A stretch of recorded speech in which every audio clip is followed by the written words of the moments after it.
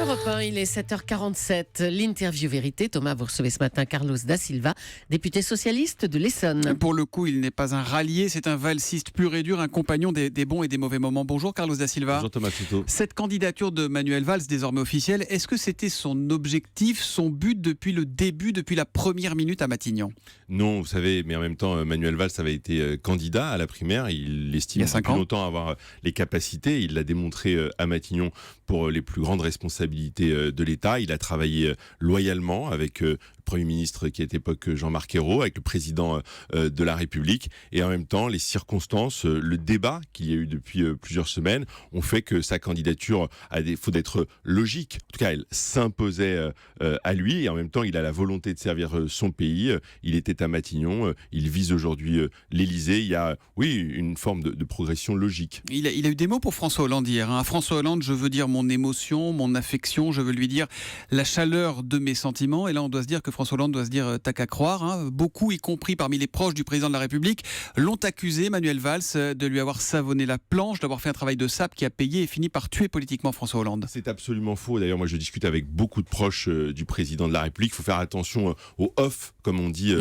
dans les papiers. Hier encore, le Premier ministre a déjeuné avec le président de la République et sans rien nous dévoiler, il a indiqué, oui, la chaleur, la cordialité, le respect mutuel. Il a dit hier, dans son communiqué de la Pravda, ça on connaît ça. Non, sérieusement. Il a été son directeur de la communication dans la campagne de 2011. Il était à ses côtés et aux côtés des Français dans les moments qu'on sait en 2015 et avec ces terribles attentats. Oui, il s'est forgé une solidarité, une amitié qui, je crois, est indéfectible entre l'homme François Hollande, l'homme Manuel Valls. Après, on fait de la politique, il y a des débats, et heureusement, l'amitié n'empêche pas ces débats, mais avec Manuel Valls, vous savez, ils ont lieu toujours en franchise. Et ces deux amis qui s'apprécient tellement, est-ce que l'un a eu l'assurance de l'autre qu'il le soutiendrait? Est-ce que François Hollande a dit à Manuel Valls, oui, je te soutiendrai dans ta campagne présidentielle? Moi, j'ai pas eu le sentiment qu'il ne le soutenait pas. Et François Hollande, mais il lui a pas dit qu'il le soutenait.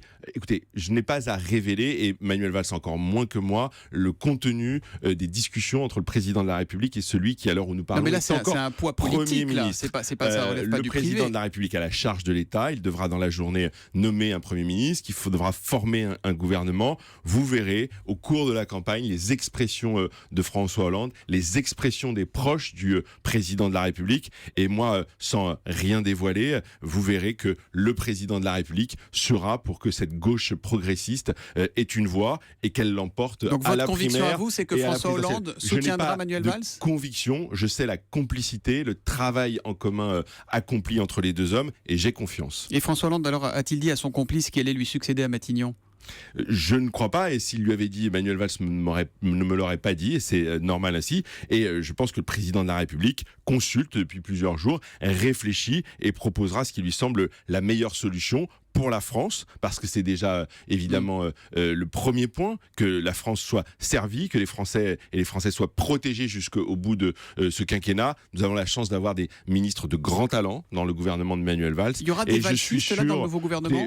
Je ne sais pas si le mot valsiste correspond à des quelque fidèles chose. De Manuel Valls. Il y aura des ministres qui ont envie que ce gouvernement, ce troisième gouvernement, réussisse, et qui, je le crois, et j'ai entendu beaucoup d'entre eux déjà s'exprimer, qui viennent de tous horizons de la gauche, de tous horizons du Parti socialiste, souhaiter le meilleur à Manuel Valls. C'est une coproduction, ce gouvernement, entre François Hollande et Manuel Valls? Non, ça n'est pas une coproduction. Le président de la République décide, tranche, et ce sera une coproduction entre le futur Premier ministre, celui qui sera nommé dans la journée, et le président de la République. Celui ou celle? Manuel Valls, celui ou celle, évidemment. Et Manuel Valls, lui, maintenant, va se concentrer sur son rôle de candidat à la présidentielle. Alors précisément, maintenant, il va devoir convaincre les gauches, ces gauches irréconciliables, comme il l'a dit lui-même en février dernier.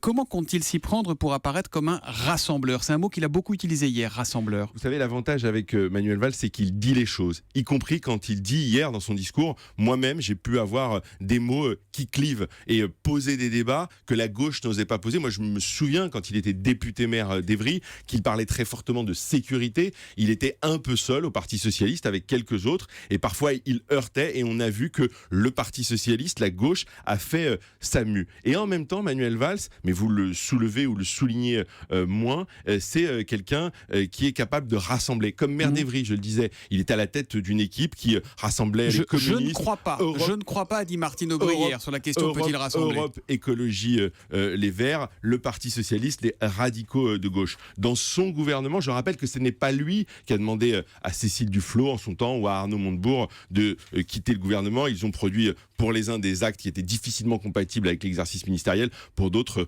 on va qualifier cela de mouvement d'humeur. Vous savez, pour rassembler la gauche, personne ne le détermine. Il y a une primaire, il y a nos concitoyennes et nos concitoyens que j'espère nombreux, et c'est eux qui diront celui ou celle qui rassemble le plus. Et la question qui va se poser, c'est quelle est la sincérité, où se situe la sincérité de Manuel Valls? C'est lui qui posait dès la primaire de 2011 la question des 35 heures, il faut les déverrouiller, depuis il l'a redit en janvier. C'est lui qui voulait d'abord supprimer l'ISF en 2010 avant de le défendre finalement. C'est lui le Premier ministre du 49.3 qui a fait avoir une motion de censure de son propre camp contre lui.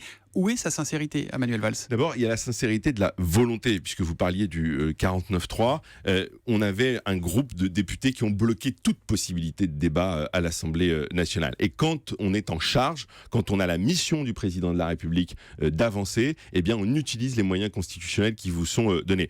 Par ailleurs, évidemment, il serait trop facile de ramener le Manuel Valls d'aujourd'hui à celui de 2011. Entre-temps, il a été aux côtés de François Hollande, comme je le disais, dans sa campagne. Ensuite, à l'intérieur, puis à Matignon, il a évidemment profondément mué dans l'exercice du pouvoir. Moi-même qui le connais bien, je le trouve transformé pour le meilleur.